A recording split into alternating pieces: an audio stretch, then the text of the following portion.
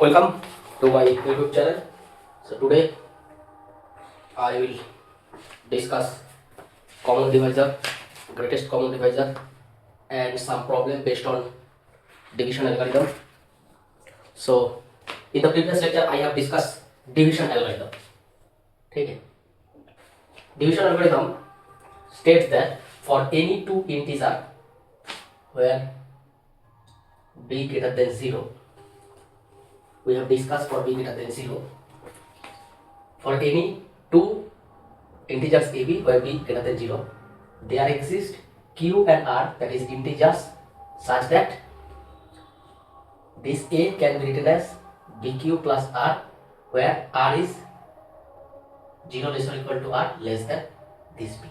That means whenever you divide a by b, the quotient is q and the remainder is r. Okay, that means you will get two integers, and obviously we dividing a by b, that means without loss of generality you can say that a greater equal to b. Whenever this equal to, then you will get q equal to 1, r equal to 0. Okay, in that case this number will be same, and for greater than, something like that, if you take b equal to 2, n equal to 4, this, and in that case if this a is multiple of b, then we say b divides a. Otherwise a can be written as pq plus r, where q is the quotient, r is the remainder.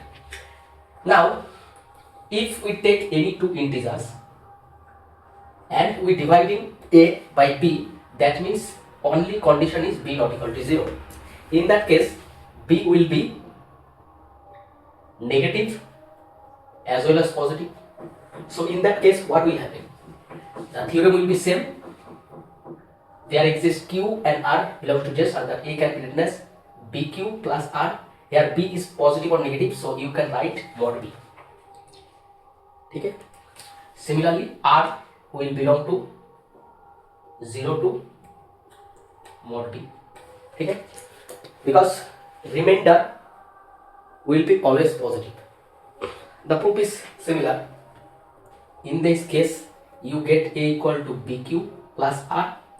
Now this b is modulus, that means you take mod b in the place of b, so you can take here mod b. That means if you remove mod, you will get minus bq, okay, or you can say q1, so minus bq1 plus r, and this will be b into q plus r. That means we take q as minus q1. Okay. So here we get q as a positive integer, and in this case we will get q as a negative integer. So this is the difference.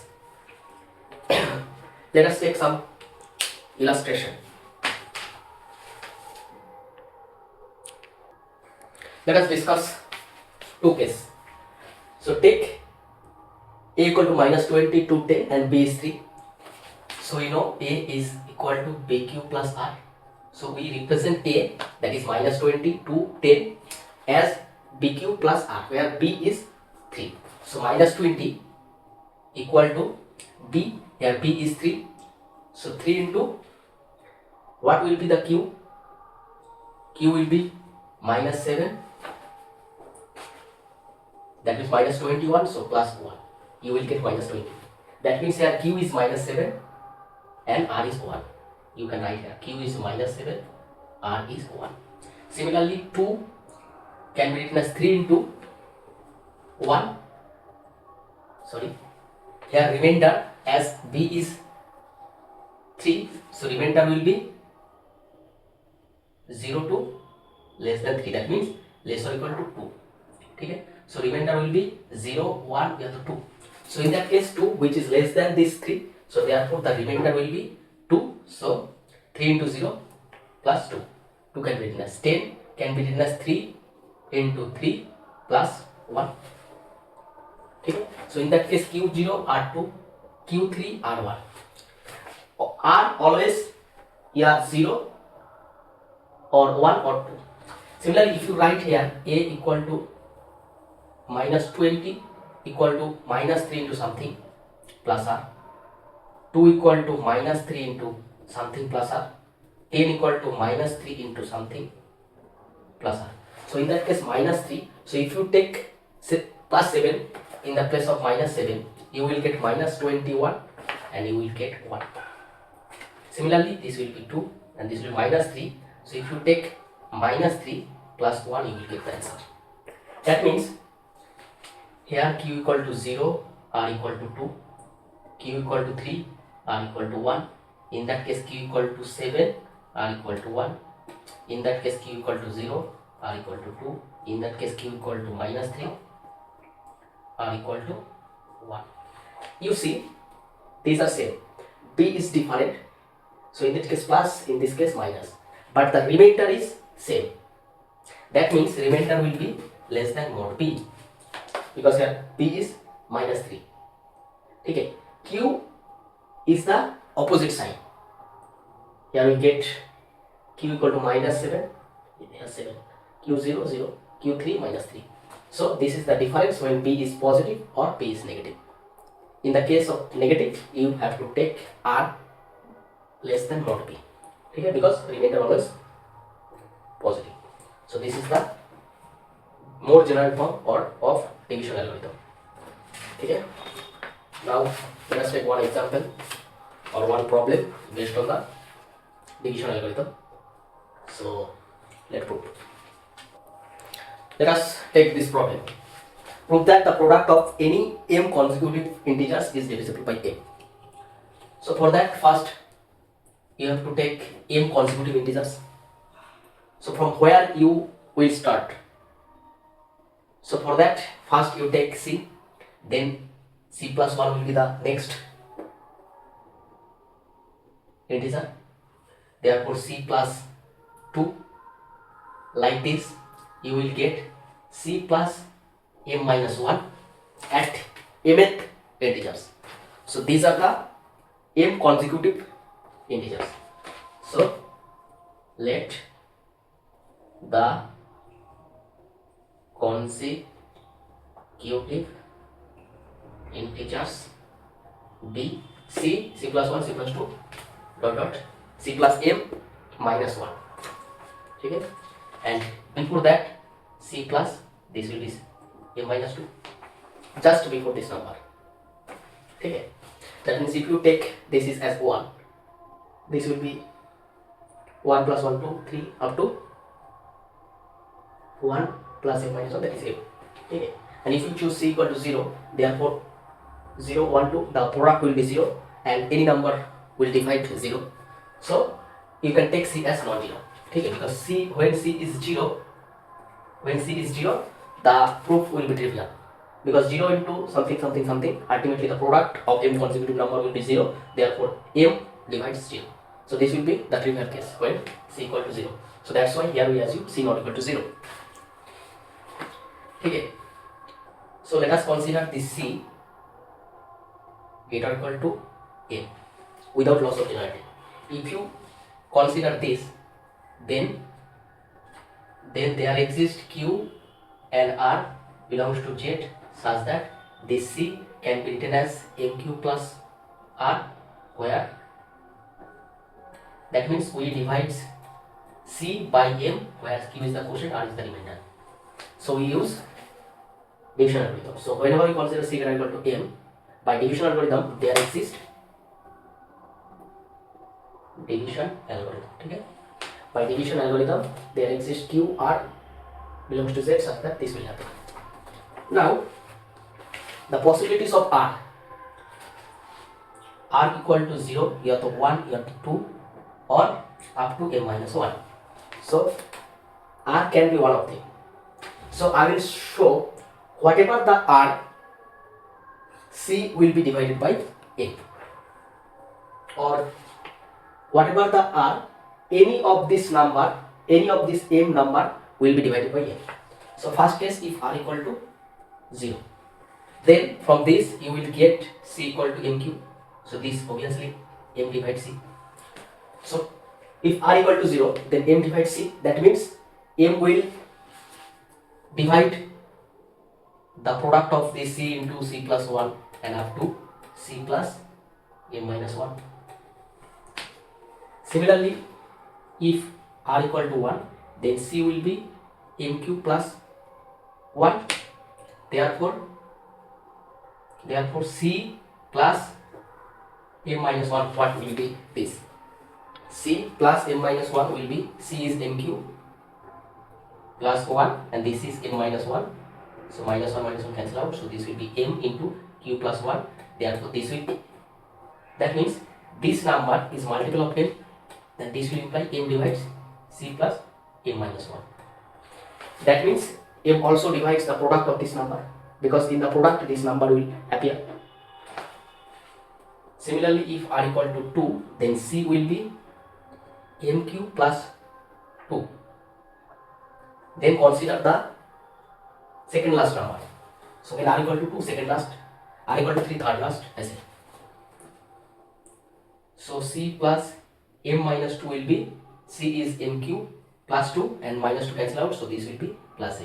That means m into q plus 1, that is m will divide this number, c plus m minus 2. So ultimately at the last, when r equal to m minus 1, you will choose this number. Sorry, m cube, when r equal to m minus 1, then c will be m cube plus m minus 1, and in that case c plus 1 will be only this m cube plus m, that is m into q plus 1, and in that case also m will divide c plus 1. So whatever the r, m divides one number of this product. Therefore m will divide the product of this number, whatever the r. So whatever r may be, m divides one of the integers between c plus 1, c plus 2 up to c plus m minus 2 and c plus m minus 1, and it follows that the product of this number, that is c into c plus 1 into the dot into c plus m minus 2 into c plus m minus 1, that is m consecutive number, product of m consecutive number also divided by m. So this is the proof. So first we assume a number c which is not equal to 0, and therefore the consecutive m consecutive number will be this c plus 1, c plus 2 up to c plus m minus 1. This is the m consecutive number. We consider c not equal to 0 because whenever we choose c equal to 0, therefore the product of m consecutive number will be 0, and 0 is divisible by any integer. So m is also an integer, so m will divide. So this will be the trivial case when c equal to 0. So we consider c not non-zero. So these are the m consecutive integers, and if we choose or consider without loss of generality that c is greater or equal to m, then by division algorithm there exists q and r belongs to z such that c equal to m q plus r, where r is the 0 less or equal to or less than m. That means r can be 0 or 1 or 2 or m minus 1. So up to m minus 1, and we put r equal to 0, 1, 2 and up to m minus 1, and we see one of the integers from this m consecutive integers will be divided by m. Therefore the product also divided by m. So this is the proof. Let us take another problem. So you can take a screenshot. The problem is, prove that the square of an integer, odd integer, square of an odd integer is of the form 8k plus 1, where k is belongs to z, that is k is an integer, or you can say k is a positive integer. So first of all, you have to know the form of odd integer. You know even integer is 2 into n and odd integer is 2n plus 1. So if you square 2n plus 1, you will not get of this form. So therefore you have to take such a form of odd integers, so that squaring that odd integers you will get this form. So first you have to find the form for an odd integers. So by division algorithm, if you divide any integers, okay, if you divide any integer by 4, you will get q and r as quotient and remainder, such that this r will be 0, 1, 2 or 3, up to 3. So the whenever we divide an integer by 4, we will get the remainder this. That means any number a can be written as 4q plus r. That means the number is of will be 4q plus, here the 4q or 4q plus 1 or 4q plus 2 or 4q plus 3. So A will be of the form one of this. Form of A will be one of these four. Wherever A is odd, so from here you can see this is 2 into something, that is this is even. Similarly, this is 2 into something, that is this is also even. So therefore the odd integers will be of the form या तो this या तो this. That means any odd integers are of the forms 4q plus 1 or 4q plus 3. ठीक है? How we get? First you consider any number A. Now by division algorithm, whenever we divide A by 4, we will get the form of A 4q plus r, where r is 0 less or equal to r less than 4. That means r can be 0, 1, 2, 3. So now put 0, 1, 2, 3 in the place of r, you will get the form of A. So this 4 form can represent A, but we need the form of odd integers. So from this 4 we get these 2 are of the form of even integers. So therefore these 2 can be the form of an odd integers.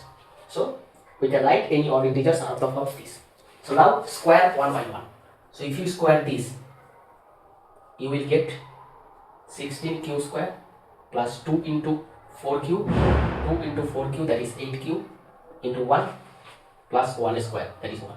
So you will write 8 into, so this is q, 8 into 2q square plus q plus 1, that is of the form 8k plus 1. As q is an integer, so it can be negative, it can be positive. So this is also can be negative, can be positive. That means k is the integer. That's why here k belongs to z, that is it can be negative or positive. So if the form of odd integers is this, we see the square can be written as 8k plus 1. Similarly, if 4q plus 3 square, we will get 16q square plus 3 into 4 into 2, 24q plus 9. Common 8, so this will q square plus 3q plus 1 plus 1. 2q square, 3q plus 1. So this is also of the form 8k plus 1, where k is this. So as q is an integer, so therefore this is also an integer, so k is an integer. So whatever the form of an odd integers, 4q plus 1 or 4q plus 3, the square will be of the form 8k plus 1. So this is the proof. Hence the square of an odd integer is of the form 8k plus 1, where k is an integer. Okay? So you can take screenshot. Now I will discuss common divisor and greatest common divisor, that is GCD, the most important part of number theory, or you can say integers. Common divisor. Divisors, you know, wherever A can be written as a multiple of B, then we say B is a divisor of A and B divides A. Common divisors means if there is a common divisor of AB. So you see the definition, if AB belongs to Z, that is for any two integers, and integer D is said to be common divisor of A and B if D is a divisor of A as well as D is a divisor of B. That means D divides A as well as D divides B. So whenever we get a number or divisor which is common to the both integer, is called common divisor. You can see 4 can be written as 2 into 2, 6 can be written as 2 into 3. So therefore 2 is a divisor of 4, 1 is a divisor of 4, 4 is a divisor of 4. Because 1 divides 4, 2 divides 4, 4 divides 4. So 1, 2, 4 all are divisor of 4. Similarly, 2 is a divisor of 6, 3 is a divisor of 6, 6 is a divisor of 6, and 1 divides 6. That is 1 is a divisor of 6. 1 divides 6, 2 divides 6, 3 divides 6, 6 divides 6. So 6 has 4 divisors, 1, 2, 3, 6. But you see, 2 is the common divisor of 4 and 6. You see, 2 is the divisor of 6 as well as 2 is divisor of 4. That means 2 is the common divisor of 4 and 6. Okay. Also 1 is a common divisor of both.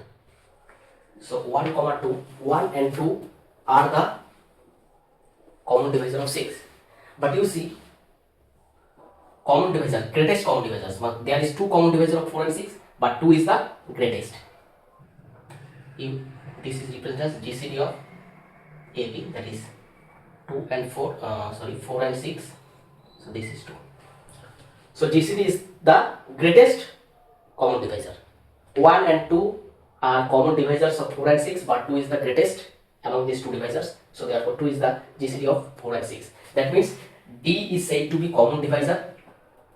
D is said to be greatest common divisor of A and B if A divides B, if D divides A, D divides B, and whenever you get C which divides A and C divides B, this will imply that C will divide D. That is, D is the greatest. So whenever you will get the third common divisor of AB, that will be the smaller than D. That means C will divide D. This is the definition. You can write this is GCD. AB belongs to D, then D is said to be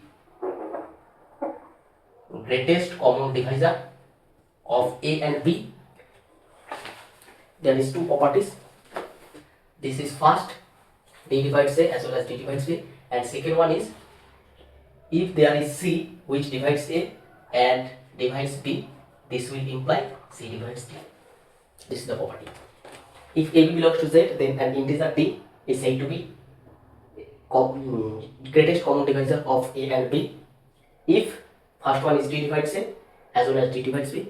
Similarly, the second condition, if there is C which divides both, that is, if we get C as a common divisor of AB, then this will imply C divides D. That means from here, this is greatest.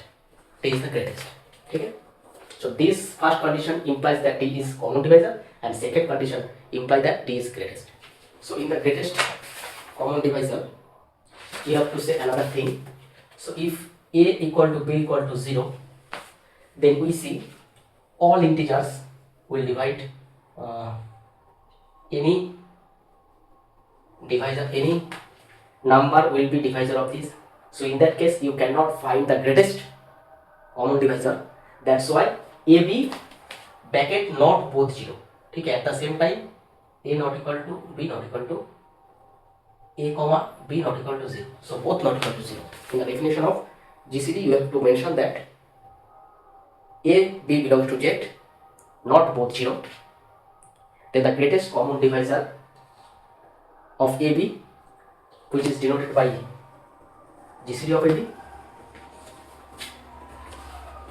is the positive integer D, satisfying these two conditions. So this is the GCD. So there are some properties for GCD. Let us discuss. So let us discuss some properties of GCD. First one is GCD of 0, any number. What will be the greatest divisor?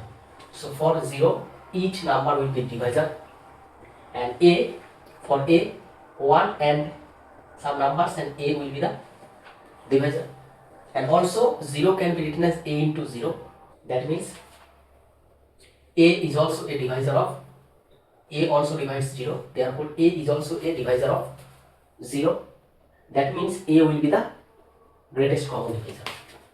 So if A is positive, in that case also GCD is positive.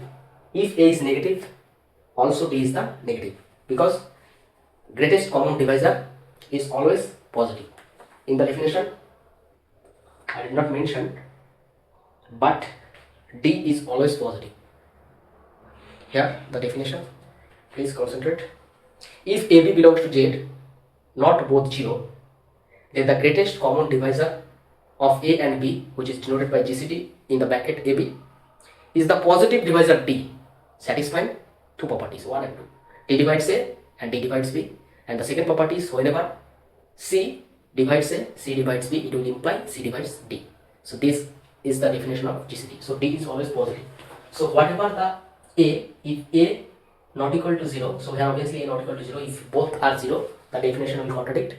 So therefore A not equal to 0. In that case, the GCD always positive. That means this will be mod A. And second one is GCD of AB, GCD of A comma minus B, GCD of minus A comma B, or GCD of minus A minus B. GCD is always positive, so therefore these all will be equal. Okay, so these all are equal as GCD is positive. So third one is very important property. I will prove in the next video. So the property is if GCD of AB equal to D, then GCD of KA into KB, what will be?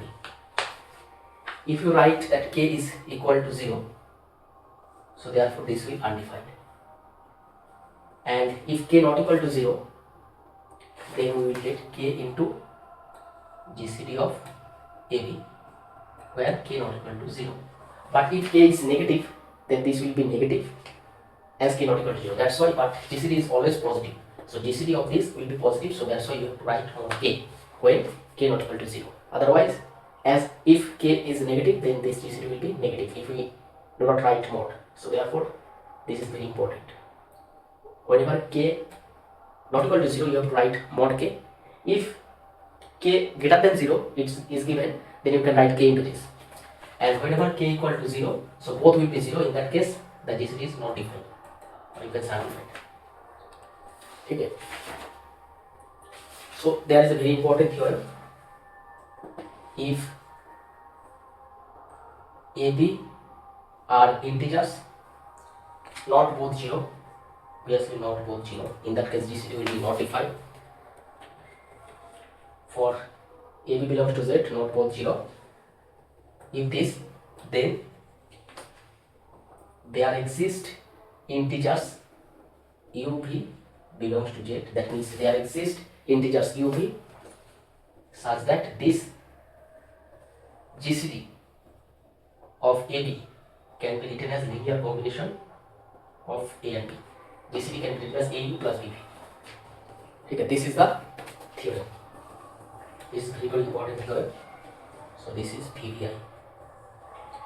If AB belongs to Z, that is if A and B are integers not both 0, then there exist integers UB such that GCD of AB can be written as AU plus BB, that is linear combination of A and B.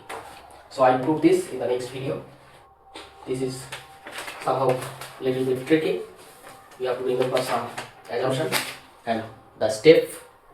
So I will discuss it in the next class clearly. So that's it for today. So now for today's lecture, just remember the theorem, statement of theorem.